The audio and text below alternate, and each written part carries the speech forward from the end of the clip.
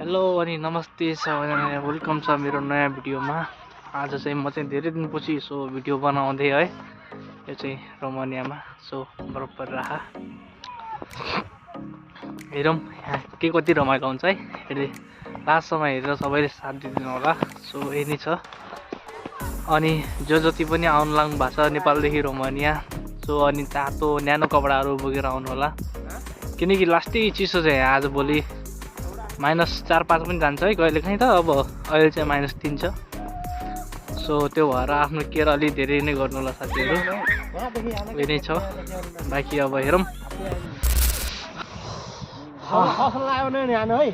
ल केटाहरू बरफ खेल्दैछ। लास्ट चिसो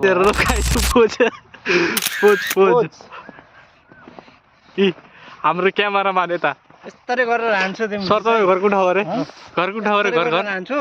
घरको ठाउँ अरे? चितवन है, साथीको घर चाहिँ चितवन। विजय तिम्रो घरको ठाउँ? ओ विजय तिम्रो घरको ठाउँ हो? मेरो घर नवलपरासी। नवलपरासी है, नवलपरासी साथीको घर चाहिँ।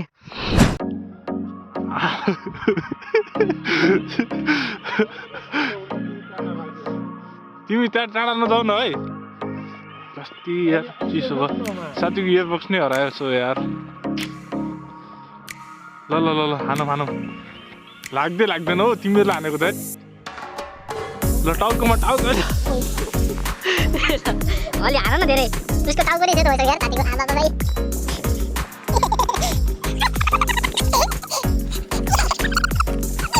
तिमीले जित्यौ। मनी आउँदा सिक्दै चाहिँ अब अलि तातो कपडाहरू टन्न किन्नुपर्छ। अहिले चाहिँ रोमानियाको हालत चाहिँ यो छ, हेर्न सक्नुहुन्छ है। म चाहिँ धेरै टाइमपछि यसो भिडियो बनाएको छु। अब त्यस्तै भनौँ न मिलेर। विजय हाई गरिदेऊ त्यहाँबाट। Hello guys, hello. ल हेर्नुहोस् कति हिउँ पऱ्यो यहाँ रोमानियामा। अलि कपडा के कस्तो ल्याउनु पर्छ भनिदेऊ त। ल कपडा अलि मोटो लिएर आउनु है। यस्तै बुट लिएर आउनुहोस्, बुटहरू लिएर आउनुहोस्। नभए काम गर्दैन। माइनस हान्नेवाला जग्गा चाहिन्छ है। रुखहरू पनि पुरै यस्तो भागे कक्रक भाखा पुरै जमेछ है चिसोले।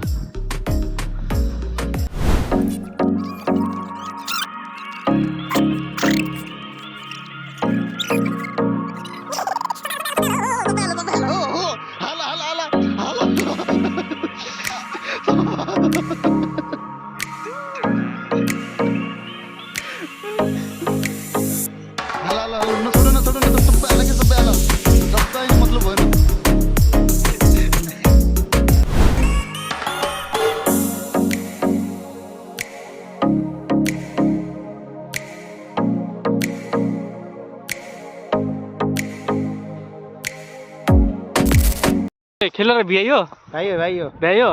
कति रमाइलो भयो है। साथी चाहिँ यहाँ चस्मा मेरो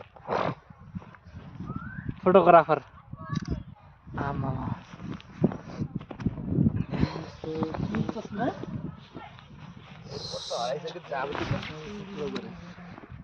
जाम हो साथी हो, जाम।